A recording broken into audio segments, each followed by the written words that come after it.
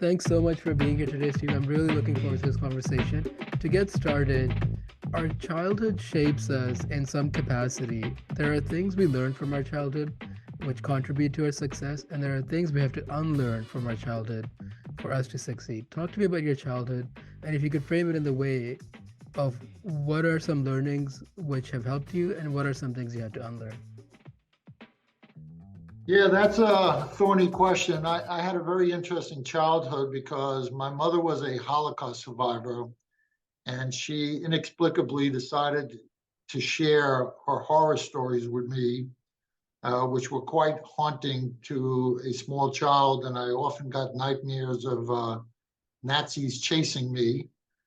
And I think one of the big takeaways from her Holocaust stories was the will to survive, which I think inspired the entrepreneurship in me because she was in Hungary and the marching orders from her father was wherever you were, be clever in finding means to escape.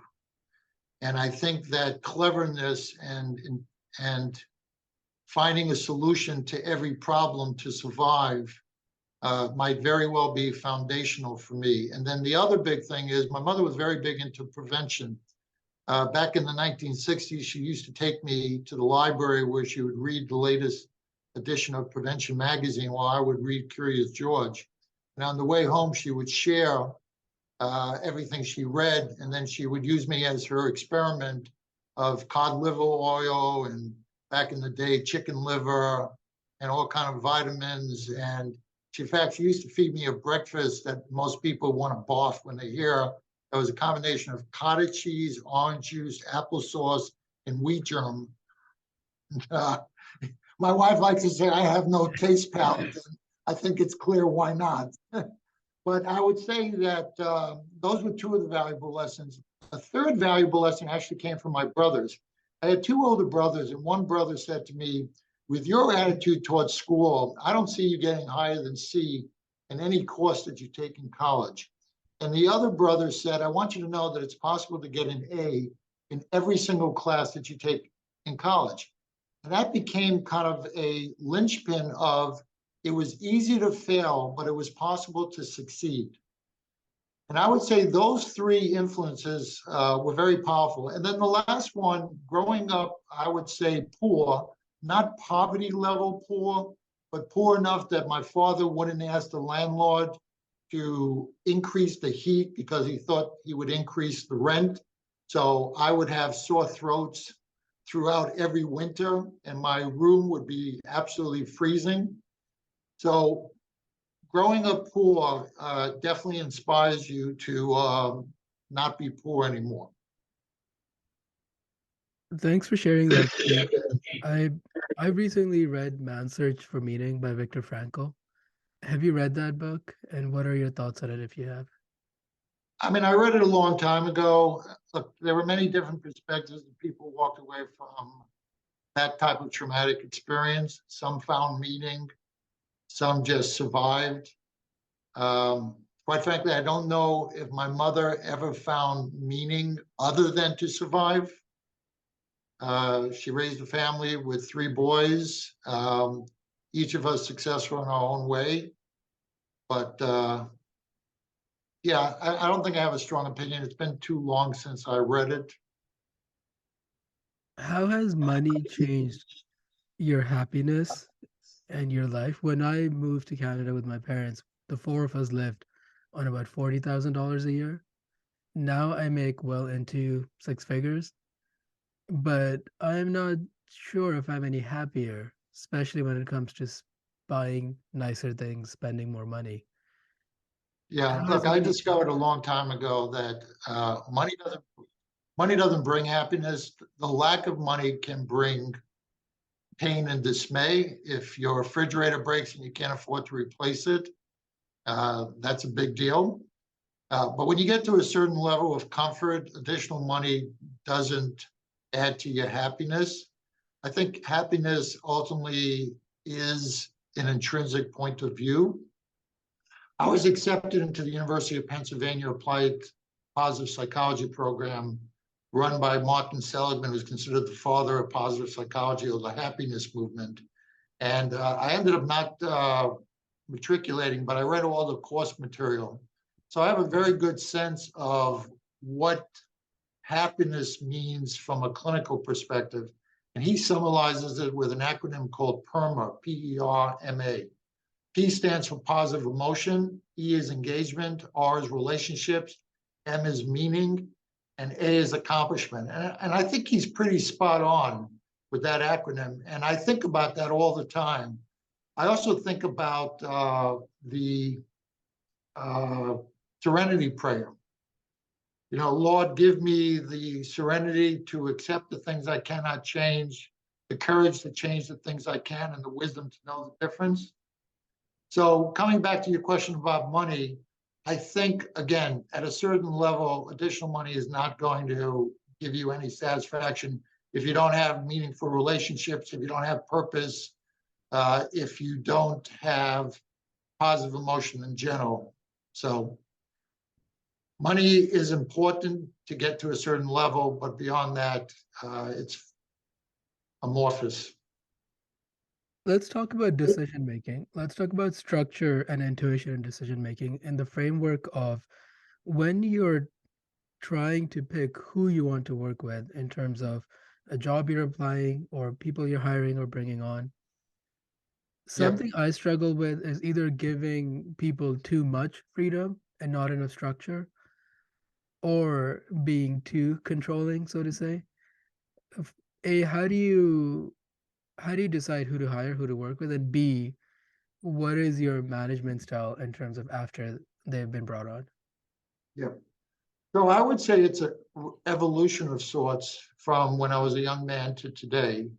But let me just go back for a second on the concept of intuition. I don't know if you read the book by Daniel Kahneman, Thinking Fast and Slow, and the one by Taleb, Fooled by Randomness. I think both of those books do a very good job of making you step back and say, intuition will only go so far. In fact, I recently saw a study about doctors' intuition about how well a surgery would go, and it turns out the intuition wasn't particularly meaningful. So I'm not a big believer in relying on intuition anymore. I think intuition can point you in a certain direction, but analysis ultimately helps you make the decision. In terms of hiring people, people are very interesting. I remember one of the first people I hired for as a controller was a guy with a Wharton MBA who was so upbeat in the interview, so incredibly upbeat. And then when he started working, he was kind of a morose fellow. And I went to him, I said, look, you really got me confused here. You were this really upbeat guy during the interview, and now you kind of depressed. And he said, well, Steve, of course, during the interview, I had to put on my best face and I had to make the best impression. But right now, you know, this is really me. So once I realized that the interview process is a process with an end in itself, and it doesn't necessarily reflect who you end up with. Another example was a guy who told me he graduated #2 in West Point and was so positive in the way he spoke in terms of us and we, even during his interview. But then when he joined the company, one of the immediate giveaways were we were playing basketball outside and he got winded really quickly. And I'm thinking, guy graduated #2 in West Point. He's just shortly out of the military and he's already out of shape. Maybe he's a bigger talker than he is. And the third example was a guy who told me he played Division I basketball, joined our company, and turned out to be a lousy basketball player and an even worse billing manager. So people can fool you, and you should expect that they're trying to fool you. So I like to ask a couple of questions, 2 or 3 questions that kind of sets people apart. One of the questions is, if you don't know where you're going, are you likely to go faster, slower, or normal speed? And there's no right answer, but the thoughtfulness by which people answer that question gives me some insight into who they are as an individual. People like me, entrepreneurs, tend to say we go fast. Yeah. In other words, we're in a rush. We're gonna pick up clues along the way, and we're going the wrong way. We want to get to where we're going wrong as quickly as possible so we can turn around and go back the other way. Thoughtful, careful, detail-oriented people tend to say, I slow down. Yeah. The smartest people say, I stop and get directions, but I hardly ever hear that answer. But I love that answer. Another question I ask that's really quite telling is, tell me all the ways to get on the other side of a wall. Because that's a question that requires not only creativity, but logic, but also persistence and perseverance. In other words, what I'm testing in that question is, how long will someone try to be creative as long as I give them the opportunity? So one, they'll give me standard answers. I'll go above the wall, I'll go below the wall, I'll go around the wall, but I'll keep pressing them and I'll see how they will good-naturedly handle that pressure to come up with yet more answers. And the ones that are good-humored about it, at a minimum, I know that it's going to be a pleasure to work with them. They may not be the smartest, they may not be the most competent, but they will be the easiest to work with. And when you're working on something intensely, working with people that are easy to work with, I think, is incredibly important. The third question I like to ask is a brain teaser. And again, you don't have to be a genius to figure out this brain teaser, particularly since I'm helping you, but your willingness to continue to struggle to solve the problem, just like finding the other side of the wall, tells me that you're not going to be somebody easily dissuaded from achieving your goal. And the final thing is, I look for people who are curious. People who at the end of that question say, are there any other ways to get around the wall that I may not have thought of? Okay. How would you have answered that question? I find that the most successful people in the world are the most curious. When they're listening to somebody speak and they don't understand a word, they never hesitate to ask, what is that abbreviation? Or what did you mean by that? Or, I don't really understand what you're saying. Could you clarify it for me? I do that all the time. And some people find it annoying that I pepper them with too many questions. In fact, when I went to the Mayo Clinic, we were part of a program there. John Alamka stopped calling on me because I kept asking too many questions. And he kept saying, Steve, I can't call on you anymore. I got to call on other people, because it's my nature to be curious and want to understand exactly what the opportunity or the information in front of me is. Thanks for that answer, Steve. There are a lot of nuggets there, and I would love, if we have time, for you to test me with these questions, because I think it would be a fun exercise for myself as well. Is it better to be a great visionary or a great operator? And are you someone who follows the philosophy, focus on your strengths and quote unquote ignore your weaknesses? Or do you want to be a more balanced person, in the sense, and I use the word balanced on purpose, that you should focus on your weaknesses so you are more well-rounded? I think you should ignore your weaknesses and just go all in your strengths. Sure. So let me unpack that a little bit, because there's a whole bunch of stuff there. Let's talk about strengths and weaknesses. I coached basketball teams that won championships. And what I realized was that everyone was not going to be great at everything, but everybody was part of a team and everybody had a role to play. And so I played to people's strengths, and whatever they were great at, I tried to make them even better at. So if you weren't a great shooter, but you were a great defender, I worked on your defensive skills. Yes, we still worked on some offensive skills, but I just wanted you to be even better than what you were, because what you're really good at, you're also very confident at, and you're able to execute in pressure situations. And I can't tell you how many times a game was won by a guy who was sitting on the bench who hardly got to play, but I knew defensively would give a plus effort, and I would put him on, let's say, the guy who was scoring at will on the other team, and that basically would shut down that guy, because this guy knew his role was to ride that offensive player up and down the court. So that's one thing. Let's talk about vision. Vision is an actually very interesting word, because vision actually means to see things that other people don't see. And I saw a study a couple of months ago that talked about that creative people see things differently than other people. For example, when I am often asked a question, my answer might sound like it's non-responsive to the question I'm being asked. But what's going on in my brain is that I'm thinking about not the question you asked me, but the question you should have asked me, or you probably wanted to ask me, but you didn't think of it. And so my brain is skipping steps. And so it sounds like my response is not sequitur to the question, but in fact, it's gone in another direction where, for example, somebody asking me, is DeSantis popular in Florida? And to me, he's not really asking about DeSantis' popularity. He's asking me, is DeSantis going to be a difficult challenge for Donald Trump? Right? That's what my mind hears. And so I start talking about how DeSantis is viewed and how Trump is viewed. And it's like, the guy says to me, I just wanted to know, is DeSantis popular in Florida? And so I didn't answer his question. And in fact, this happens with me with venture capitalists. They ask a question and I'm answering something else because I'm thinking, you're not asking a relevant question. This is the question you should be asking. Therefore, that's the question I'm going to be answering. So that's the problem with vision, is taking something that's almost out of worldly and something you see that they don't see and making it relevant to them.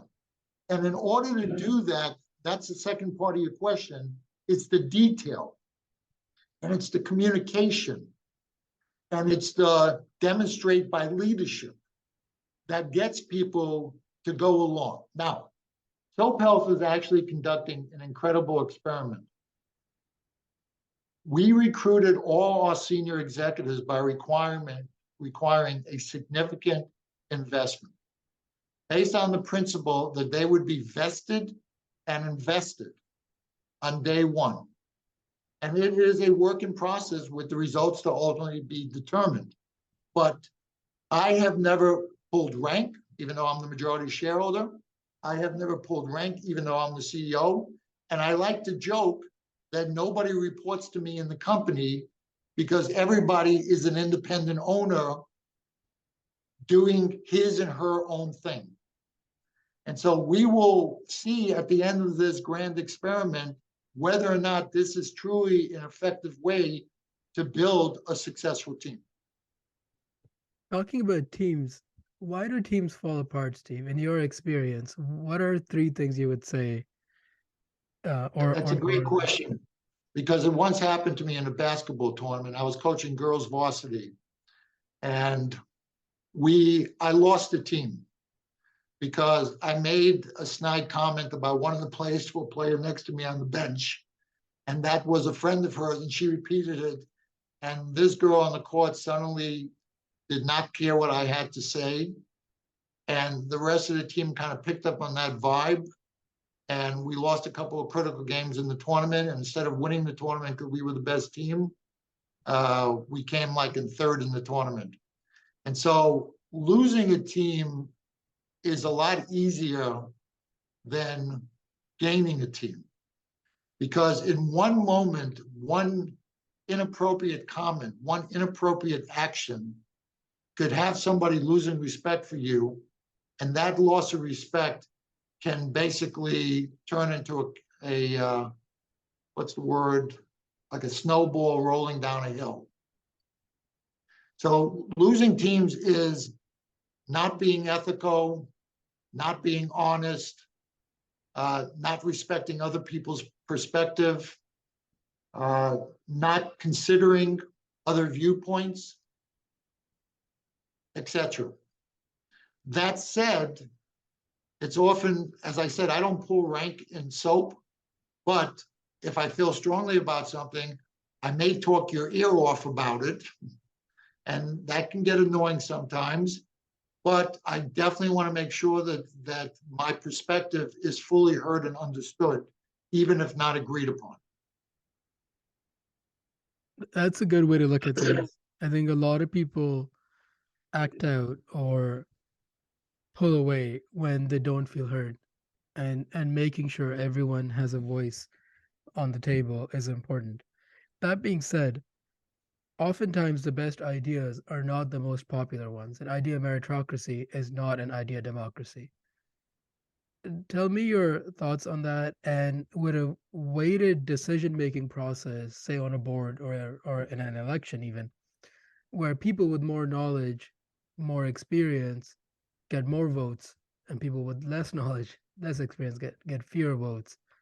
The fact that someone who's a criminal, who's immoral, unethical, gets one vote, and someone who is the most moral person and devotes their life to society gets one vote, to me seems like a quote unquote stupid process to elect our leaders. Tell me your thoughts about how to build an idea meritocracy where it may not be, you're not following a purely democratic process of decision making, and it's more of a weighted decision making process based on experience and knowledge. Yeah, it kind of reminds me of the concept of martial law, where the government has to take control because leadership, exertional leadership is required. It's an unfortunate state of event, but it is sometimes required. From a health perspective, public health initiatives have been known to have the single greatest impact on health issues, whether it's agreed upon things like fluoridation, vaccination, banning of smoking in public areas, etc. Those have had huge impacts on cancer rates, etc. Beyond that, I've had two situations where I didn't want to exert authority, but I needed to. One is I founded a magazine at Harvard Business School called the Business Ethics Forum. And the principle behind the magazine was that students should be driving ethical dialogue within business. And it turned out that that year at Harvard Business School, the former head of the stock exchange named Shad had donated $30 million to Harvard Business School for ethics curriculum. So the school was very reluctant to have a student basically drive something in ethics before the school had a chance to develop something on its own. So I got a lot of pushback from the administration. And in fact, they discouraged any professor from working with me, and you needed a faculty advisor. So I ended up getting a faculty advisor who had been denied tenure, which still made him eligible. And they wouldn't allow me to form my own organization on campus. So I joined a different organization and worked under their auspices. And I finally put together a student board, and we had our first meeting. And there was so much debating about what the magazine was going to be. I said, if we continue to debate this, the magazine will never get published. So by push comes to shove, we actually got it published. And I got the dean to write the prologue to the magazine. I got a couple of professors to write articles. I got the head of Johnson & Johnson to write an article about the Tylenol scandal and so on and so forth. But it was by basically exerting authority over everybody else, saying, okay, listen, we've talked enough. We got to stop talking. We got to start doing. That we got the magazine published, and I ended up getting an award from the dean in graduation for that effort. So that was one situation. Another situation in my first company, we used to charge for dental exams to patients because Medicaid didn't pay for dental exams. And people hated getting out of. Steve, can you also tell me about the Tylenol scandal? Because I don't know about that. The Tylenol scandal was somebody opened up Tylenol bottles and put poison in it. And there was a big to-do whether or not Tylenol should recall all, whether Johnson & Johnson should recall all Tylenol on the market. And James Burke, who was the CEO at the time, made the decision, and they've studied this leadership move for years after, to pull all Tylenol product off the market, even at great financial loss, because he felt that it was the right thing to do. Because they weren't sure which bottles had been corrupted, and then Tylenol came back with a tamper-proof bottle after that. So that was the Tylenol scandal. Coming back to the example, so we used to charge for this dental exam $25, and people were upset because these were Medicaid patients. But without that $25, we would have ceased to exist as a mobile dental provider to nursing homes. And because costs kept increasing, I had to make the unpopular decision to increase it to 35. And virtually every single person in the company said, don't do it, because they knew that was already the biggest thorn of contention from customers. But I knew that if we didn't increase to 35, we would not be able to keep the lights on. And so singularly, and with the old adage from Shakespeare, heavy is the head that wears the crown, I made the independent decision that we had to increase it, and it turned out okay. But there was a couple of times where you just had to basically do what you knew you had to do, even if nobody else agreed with you. And in fact, as a child, I very much remember the famous short story, Enemy of the People by Henrik Ibsen. Are you familiar with that story? No. It's about a doctor I think in a Finland town that is the town's doctor, and the town has these sulfur baths that everybody comes from all over to bathe in them because they're supposed to be very healthy. And the doctor discovers that not only are they not healthy, but in fact, they're unhealthy. And he starts telling the leaders of the town, we have to tell everybody. And the leaders of the town say, if you do that, you'll put us out of business. Nobody will come here. And he becomes an enemy of the people. Or the movie 12 Angry Men, where one juror believes the person is innocent and everybody else wants to convict. And eventually he convinces them. So leadership really is sometimes the head that wears the heavy crown. And sometimes you have to make very tough decisions. And so sometimes you have to be in the position to be allowed to make those tough decisions. Vinod Khosla famously says, the doctors of the future will be actors. You studied speech, drama, and film in undergrad. Tell me about that time. Tell me if you agree with that statement, and what did you learn from your undergraduate studies that are useful as an entrepreneur, as a CEO, and as a physician? Yeah. So I've heard Vinod Khosla speak, and I've met with him personally a couple of times. I also read his 20% solution paper first before it was edited and copyrighted, and then afterwards. What he said was that 80% of what doctors do can be done by AI, and the 20%, which is the empathy and hand-holding, could be done by actors and actresses. Do I believe that to be true? Yes, because I've gone to many a doctor who has not been particularly empathetic. And I do believe that AI will eventually get to the point where, like in chess, it will succumb human capability. What I've learned from speech and drama, and in fact, I get to use it all the time because I mentor up to 9 students every year from Stanford Business School in public speaking. And the main thing that I teach in public speaking, which I took away from my speech and drama training, is passion. Ask yourself, what kind of speaker do you want to listen to?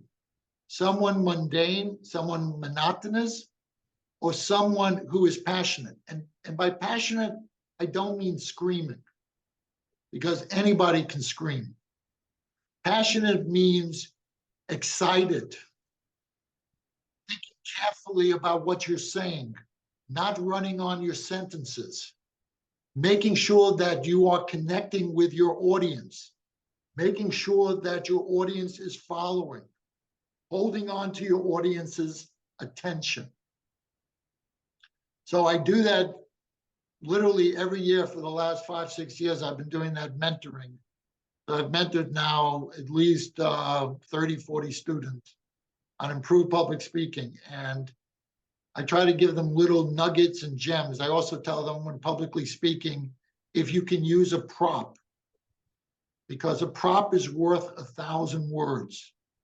Use a prop if you can to make sure the audience can fully relate to what it is that you're trying to convey. Those are really good things. Let's go back to the chess analogy. AI has beaten almost it has beaten every human in chess, but people don't watch AI playing chess. People watch Carlsen playing chess. People watch Hikaru. They still like watching people playing chess. So bring that analogy to medicine. Say AI is better than the best doctor. Will people actually use AI? Or will they still want a human involved for whatever reason? And if so, why would they want the human involved? Yeah, so I've been giving a lecture that I've given twice, and I'm going to give it to some Harvard MBAs in a few weeks. It's titled The Rise and Fall of American Medicine, What Comes Next? And at the beginning of the lecture, I asked the audience a very simple question. If you had the choice between an AI doctor that was always accessible, infinitely patient, sometimes funny, inexpensive, and clinically validated, or a human doctor who you have to schedule at his or her convenience, considerably more expensive, and prone to human error, which one would you choose? And the audience inevitably chooses the human doctor. By the time I finish my lecture and I describe the woes that are afflicting doctors today, such as 63% report symptoms of burnout, 53% report burnout, 27% report depression, 1 out of 10 report suicidal ideation, 9 out of 10 report being verbally or physically abused by patients in the last year. Adjusted for inflation, they are paid less money than they were paid in the 1970s. According to a landmark study, by the afternoon, they suffer from decision fatigue. All day, they suffer from cognitive bias. So by the end of my lecture, when I ask that question, the overwhelming majority of people say, the AI doctor. And in fact, I make a joke that's really not so funny and at the expense of doctors. I say, the next time you go to your doctor, put your arm around your doctor and say, don't worry, it'll be okay.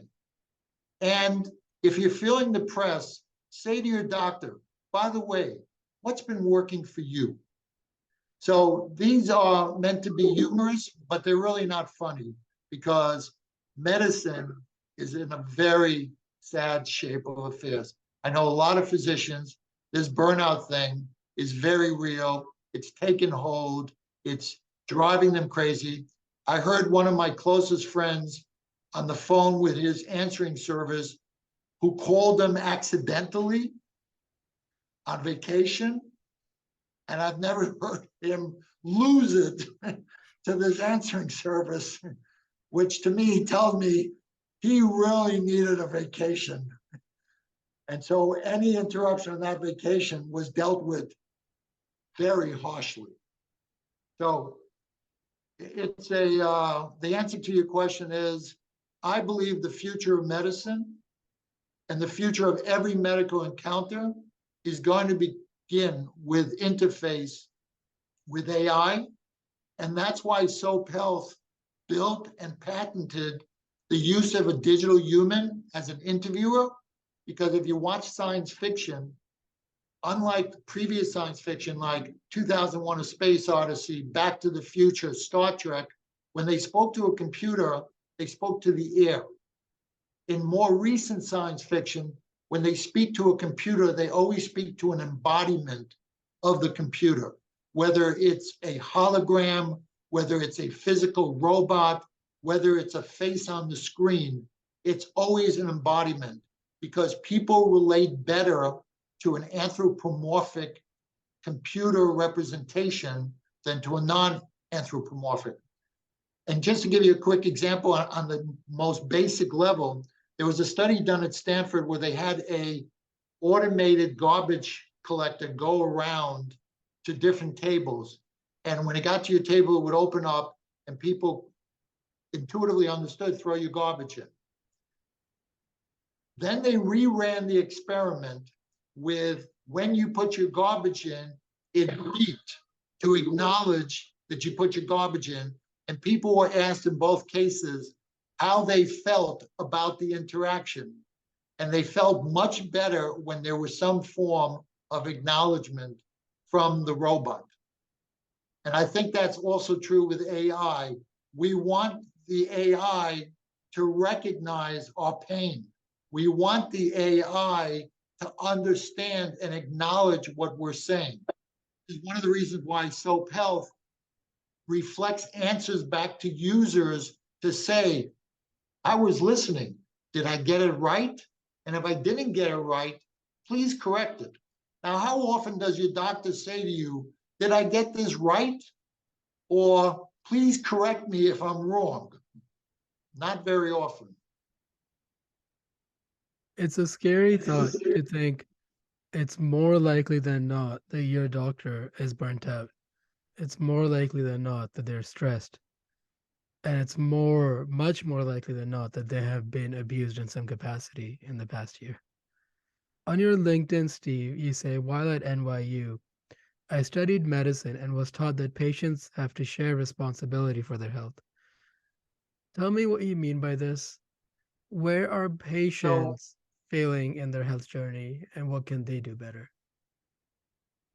so back in the 1980s, where patient empowerment was not yet a concept or even as they say, a twinkle in somebody's eyes, they showed us a video back at NYU of a nurse attempting to inject something into a patient's IV and the patient objecting and the nurse insisting and the patient eventually slugging the nurse.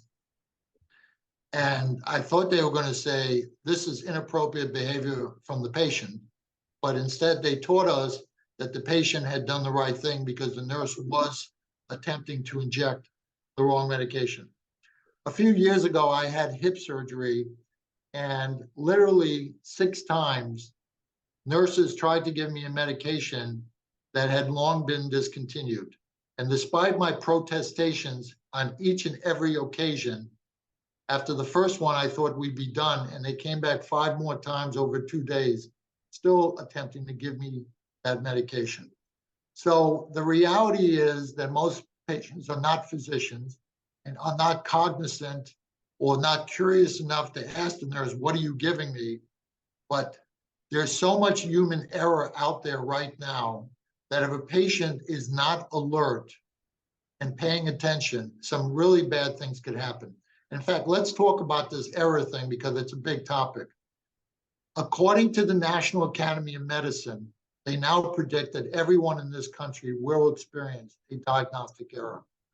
It's estimated that over 18 million errors are made each year, costing over 250,000 lives and nearly $1 trillion in cost. I lost my brother to an error, a physician. I lost a friend, a physician, to an error, and I almost lost my life to an error. If physicians can't protect themselves against errors, then you got to believe the National Academy of Medicine is right, that everyone is at risk of errors. Now, errors not only kill people, but they also create disabilities. And it's believed that for every life lost, there are 10 disabilities that are created. And these errors are contributing to burnout because it is said for every 100 physicians, there are 97 lawsuits. And according to the American Medical Association, 65% of doctors are sued by the age of 55. That's about 2/3 of their way through the career. 2/3 of doctors have been sued. So this error thing is a real problem. So it's not about, going on Google and coming prepared and arguing with the doctor. It is about asking questions to really understand why the doctor is proposing the treatment plan or reach the diagnosis that he or she has reached. Here's one of the big problems in medicine. You leave a doctor, the doctor, if you don't agree with the doctor, you don't come back. The doctor has no idea he or she got it wrong.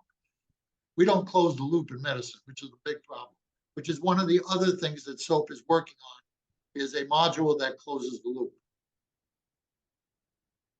That is very well said.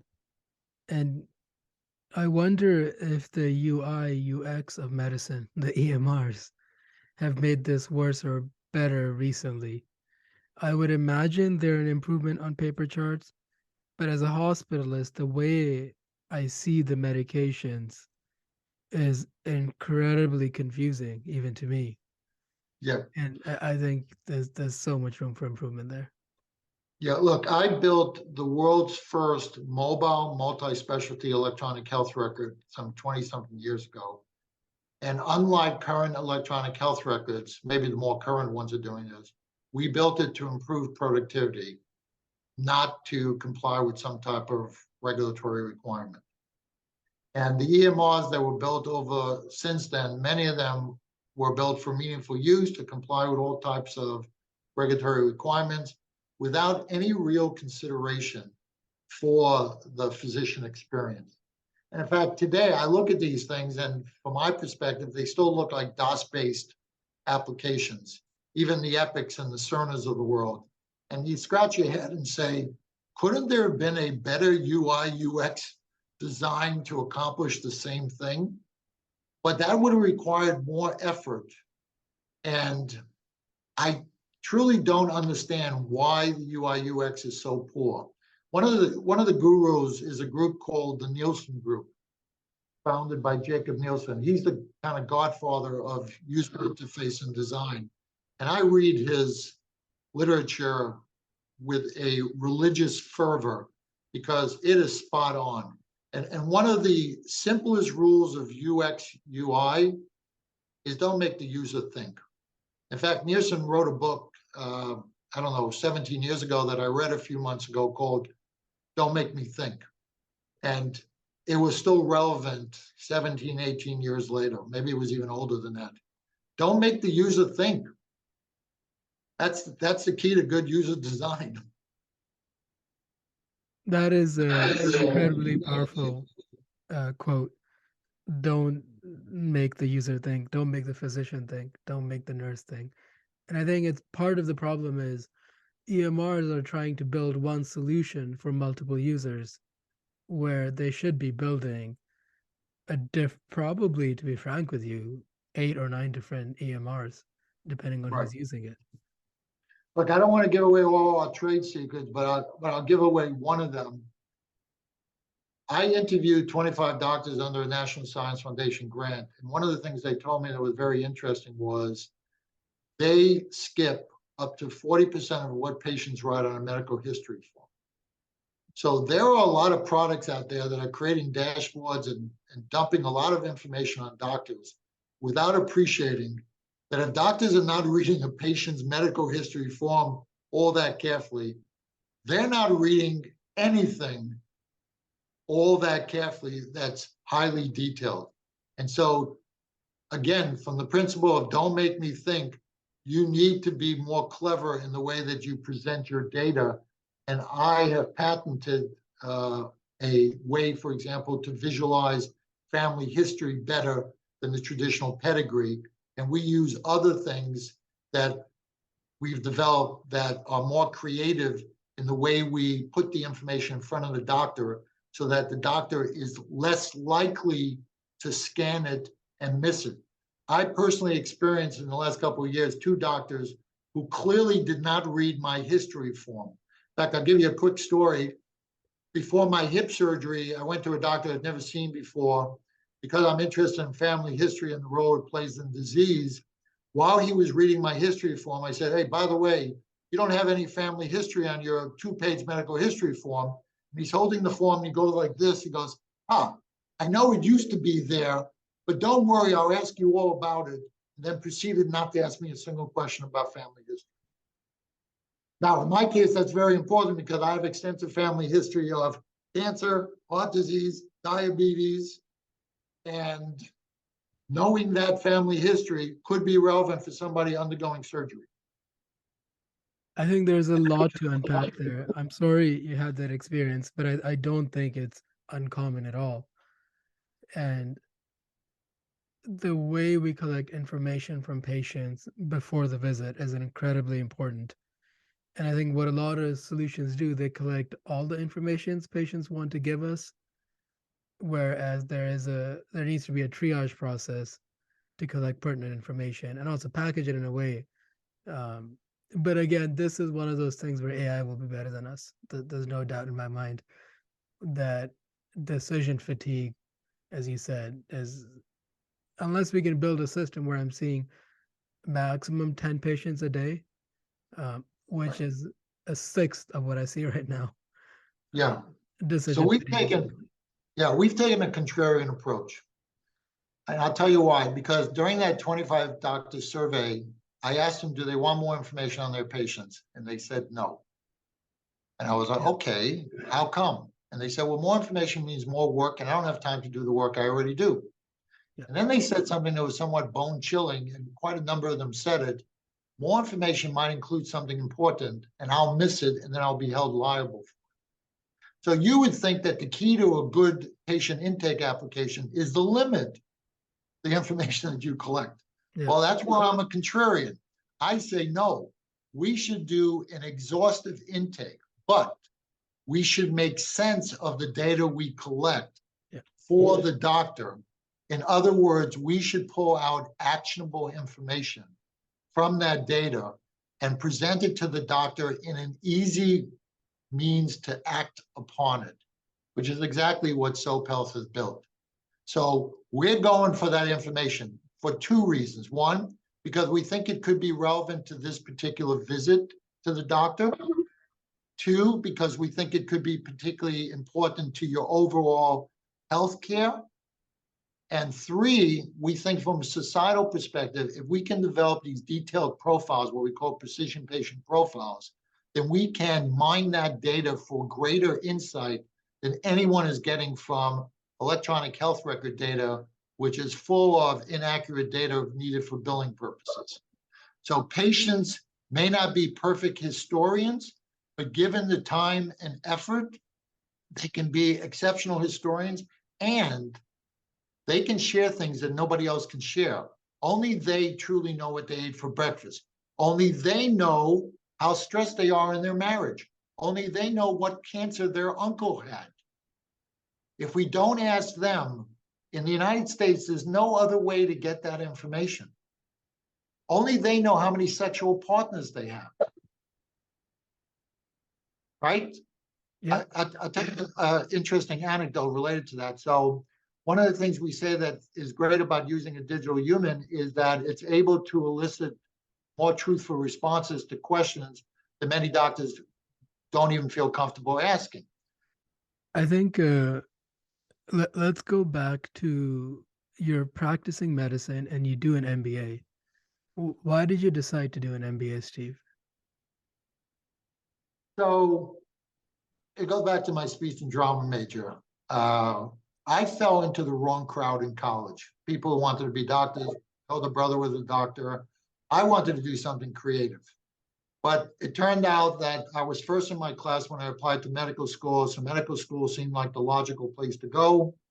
I went to medical school and I was really disappointed about how cookbook medicine was, how little creativity or self-fulfillment in terms of bringing part of yourself into practice. I actually enjoyed interacting with patients, and actually a couple of patients wrote letters to the dean saying this medical student really went out of his way to be nice to us. So I found some satisfaction in that relationship. When it came time to do my residency, I said, I don't want to do cookbook medicine. At least surgery is proactive, active. But then I found that unlike the cookbook, medicine, surgery was almost like a craftsman, like a carpenter building a house. It was all about the skills in your hands. And around the same time, and a couple of years earlier, DRGs, diagnostic related groups, in 1982 were introduced, which fundamentally changed the practice of medicine and also permanently did away with doctor golf jokes, because until 1982, doctors could see patients in the morning in the hospital, a few patients in the office, and be on the golf course by the afternoon and make about 250,000. This was in the 70s. Okay. After DRGs, they had to get their patients out of the hospital in 2 days. They couldn't round and make $1,000 rounding on their 20 patients at $50 a piece. They have to see more patients in the office, no more time for golf. So it really changed medicine. And I got tired of hearing during my residency that attending physicians kept complaining about how medicine was changing. And then the funny straw that broke the camel's back, but I already was accepted into HBS at the time. The chief of surgery said that the Harvard MBAs were ruining medicine at a grand rounds. And he completely demoralized the resident staff. I saw people walking out of the room going, I knew I should have gone to law school. You know, just mumbling to themselves, just completely demoralized. And I was thinking, you know what? What medicine needs is somebody that understands clinical care and understands the business. Because what I keep hearing from the MDs is that the business people are ruining medicine. And what I hear from the business people is the doctors don't understand this is a business. So having both of those degrees, my belief was that I could have a far greater impact on the system than I could ever have as an individual doctor. Talking about business, do you think healthcare should be profitable? I think if healthcare is not profitable, we will not attract the best people to healthcare. Because many smart people go where the money is. It's not to say that there aren't smart people that would, there would still be smart people who go into medicine. But as we know in healthcare systems where it's socialized and you get a flat fee, you're not incentivized to see more patients. They often don't see more patients, and the waiting list could be huge and so on and so forth.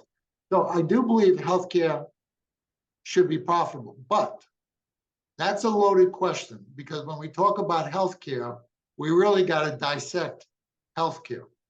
I don't think health insurance should be profitable because I don't think it serves any greater societal benefit.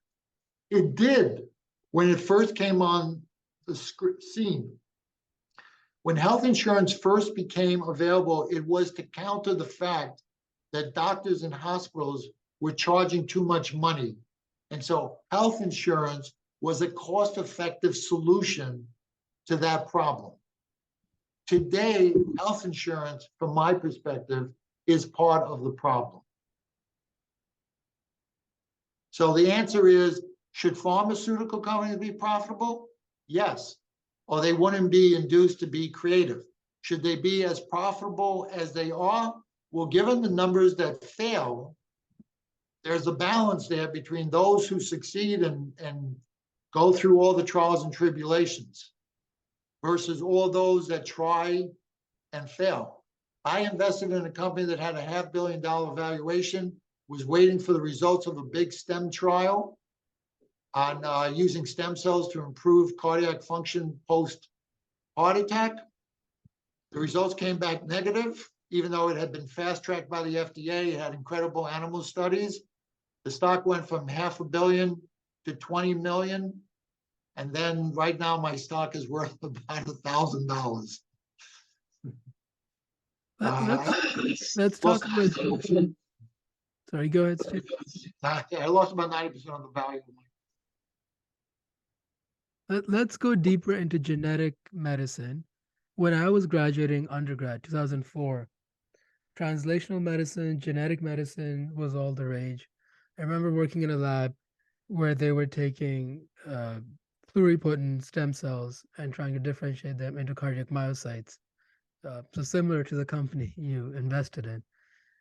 Why hasn't genetic medicine worked out?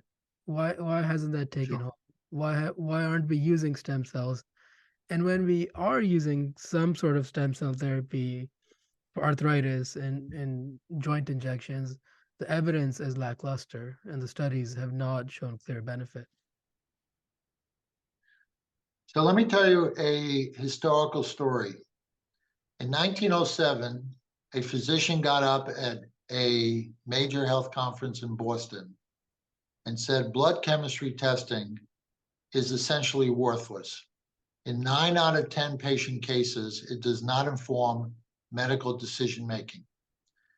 In the article that I read that, it goes on to explain that the reason the doctor was so apathetic, if not antipathetic, to blood chemistry testing was that he and most doctors at the time did not know how to use blood chemistry testing in practice. And even more importantly, it was the blood chemistry labs that were pushing the testing, not the doctors demanding it. And very similarly today with genetic testing, the overwhelming majority of American physicians do not know how to use genetic testing in practice. Pure and simple. So when a patient comes to them with 23andMe results, they reject it out of hand, one, because 23andMe has limited value in its results, and two, they have no idea how to use that in practice. And patients who come with other genetic test results, whether from the Invitae or Colors or Myriad or Ambry's or whatnot, the same thing. They don't know how to use it. And what happened with blood chemistry testing at the turn of the 20th century was it took several more decades until blood chemistry testing became part and parcel of routine medical practice. And I believe that we are making the same mistake again, which is one of the reasons that Soap Health developed, in particularly risk assessment around hereditary risk factors for cancer and heart disease and type 2 diabetes. Why? Because speak to virtually any cardiologist in the United States today, and he or she will tell you that they hardly, if ever, use genetic testing in cardiology practice, even though we know genetics plays a significant role in cardiomyopathies, arrhythmias, hypercholesteremia, etc. There was a study a few years ago where 97% of doctors said they were interested or very interested in a point of care cancer assessment tool. Do you know how many doctors have a point of care cancer assessment tool right now in the US? Virtually no one. There's only one other company other than Soap that has developed a cancer risk assessment tool in the primary care setting using patient-reported family history to identify people who require specific genetic testing. And we're waiting on a huge grant from the National Cancer Institute that wants tools that doctors are going to use for cancer risk assessment in the primary care setting. So think about today, doctors don't have a financial incentive to prevent cancer. They don't have a financial incentive to earlier detect cancer. And among the top 2 misdiagnoses in the United States is missing early cancers. And I'll give you a perfect example. We're taught in medical school, when you hear horses, when you hear hoofbeats, think of horses, not zebras. Well, unfortunately, the horses are often not the ones that are going to kill you. It's the zebras that are going to kill you. Not that cancer and heart disease are zebras, because they are the top 2 killers in the United States. The difference between missing an early cancer and a late cancer is catastrophic cost, catastrophic pain and suffering, maybe the difference between life and death. It's life-changing. And yet, you come in with a sore throat, the doctor's not thinking leukemia and lymphoma as they shouldn't be. But if you have a family history of lots of cancers, or you also have weight loss and fatigue with your sore throat, and the doctor spends more time collecting that kind of detail, identifying risks, they're more likely to identify that you are at increased risk. So coming back to genetics, the fundamental issue is that unless we can move physicians, unless we can educate them all, which is highly impractical and unrealistic, we need to hand them tools that baby feed them, that do the intake, do the assessment, make it easy to order the genetic test, give them the result of the genetic test with specific clinical recommendation so that they can incorporate it with minimal effort for increased reimbursement. Because at the end of the day, I don't want to say doctors have become mercenary, but making a good living is top of mind. And in the recent Medscape review, the number one thing the doctors said would address burnout was increased compensation. Number one on the list. And the way to increase compensation is to improve medical complexity. And if you're a patient, you want improved medical complexity because that means the doctor has a more holistic view of you as a patient, which means they're likely to treat you more effectively. And more holistic also means earlier detection of disease. If you look at malpractice suits, it's been shown the number one reason why diagnoses are missed is because risk factors were not considered, which is why SOAP has built the world's first risk and symptom assessment tool. Because ignoring risk is something you ignore at your own risk. Steve, what is your proudest achievement and what is your biggest failure? My proudest achievement, I'm going to say, is my children. My children are adults that give me great pleasure. I was somewhat of a helicopter parent in high school, and then I landed and never took off again when they got to college. So I made academics a top priority. And as a result, all my children went to Ivy League schools. My daughter went to Harvard. My son went to a joint degree program, University of Pennsylvania, and my youngest daughter went to Barnard, Columbia. So that's my greatest achievement. My greatest failure was my preventive medicine clinic, where I was hoping to create a new model of primary prevention in the United States that would change the trajectory of disease. And I invested $2 million of my own money with a friend, and we built a beautiful primary care center. It was delivering clinically the type of results that everybody in every country would want to take notice of, except here in the United States, the reimbursement was so insufficient that we lost money on making people healthier. And then my brother got sick, and I ended up closing that down and going back to school to study genetics. But that was my greatest failure, and my kids are my greatest success, even though they probably got their intelligence from their mother.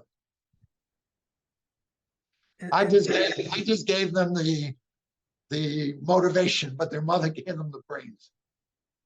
Incentivizing prevention is a very difficult problem to solve, specifically because the behaviors we're incentivizing, stopping smoking, healthy eating, exercise, don't come to fruition in terms of financial savings 40, 50 years down the line. Because it isn't about money prevention. Prevention is ultimately about self-awareness, using things like motivational interviewing, tapping into intrinsic motivation. There are companies, for example, that provide financial incentive around opioid addiction. So I do believe that financial incentives can drive certain improvement in behavior, but you also have to tap into intrinsic motivation, which is why my second business called MD Prevent had a health certified PhD psychologist on the team. When people came to me and wanted to lose weight, it's very easy to put somebody on a weight reduction plan. It's much harder to understand why they allowed themselves, or whether it was medically predisposed or genetically predisposed to becoming obese.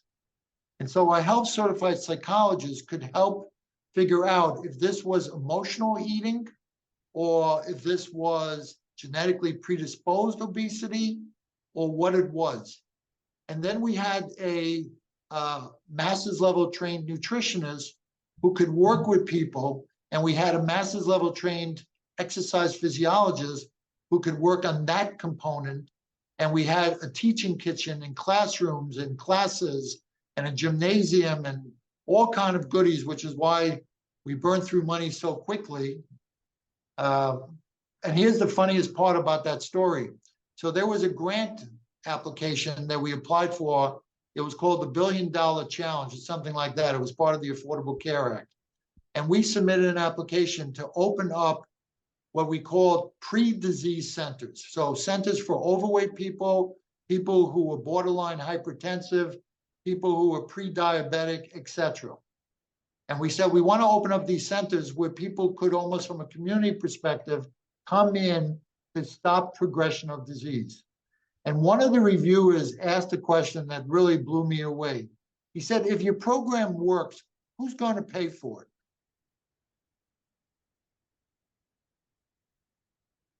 And the irony of that question, among other things, led me to the conclusion that there is no place for preventive medicine in the United States.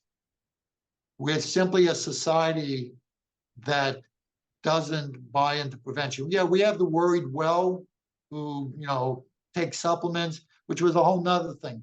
People want pills. And as I dug into supplements, I became decidedly anti-supplement, except in very specific situations. So anyway, so prevention is a very tough topic, and we as a society are not prevention oriented. The only prevention we do sometimes is on our cars and our air conditioners, because it's going to cost us a lot of money to fix it. But here in the US, if we don't prevent disease, it doesn't cost a lot of money if you have insurance sometimes to fix it. The lack of an immediate problem or cause by not following prevention is I feel like it's almost an impossible problem to solve. I'll ask you one last question, Steve. What's the end goal for you? When do you feel you have arrived in life, in the sense you've accomplished everything you want to accomplish? Yeah, that's a great question. I tried retiring about 14 years ago, and it was literally the worst year of my life. I had no purpose. I had no meaning.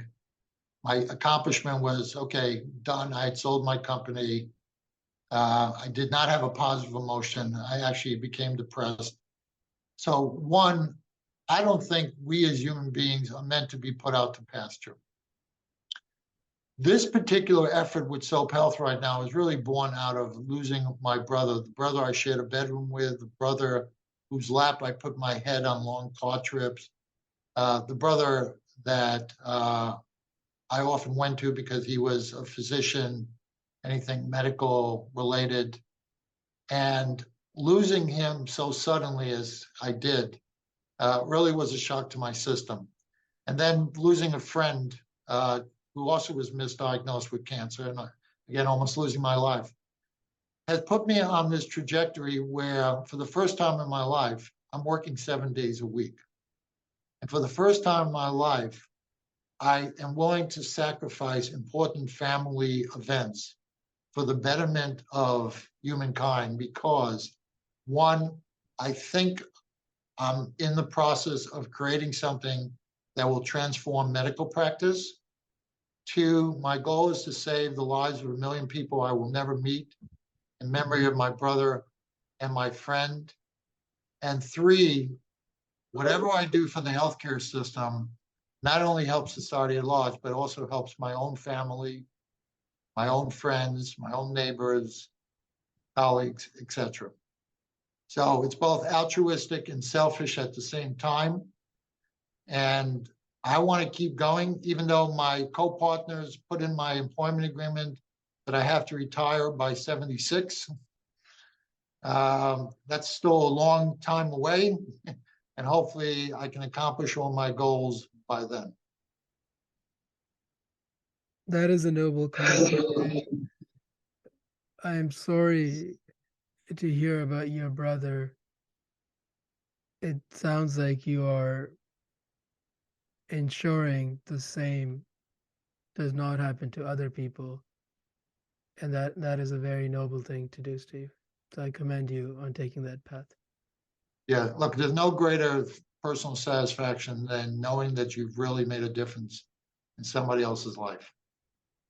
Is there anything else you want to tell our audience, Steve? Yeah, the last thing I'll talk about, because the premise of this whole discussion is digital health, is the need for digital health companies to come together. There is too many one-sided efforts, everybody trying to build the next great company, to get wealthy, to transform medicine, with individual or distinct group efforts. I've had conversations with companies outside the US, and it's so funny. Everybody wants to be the next great success.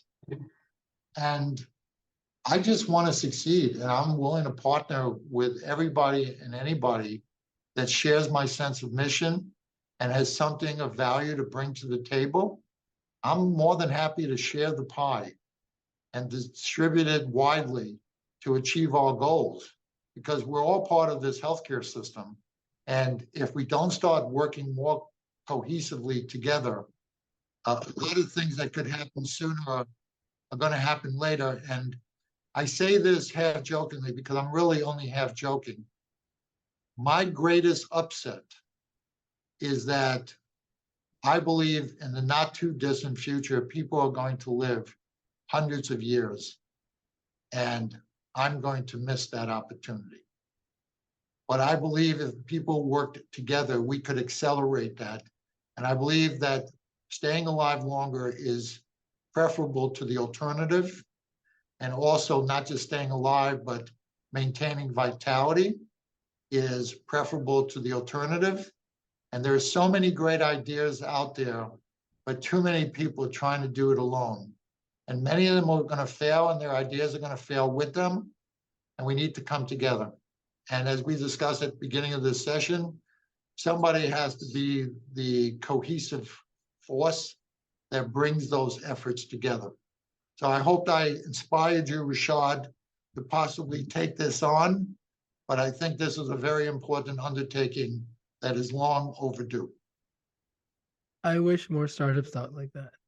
I really do. I wish there was more camaraderie and teamwork in this industry, and it is not purely a single player game. You can play it in teams.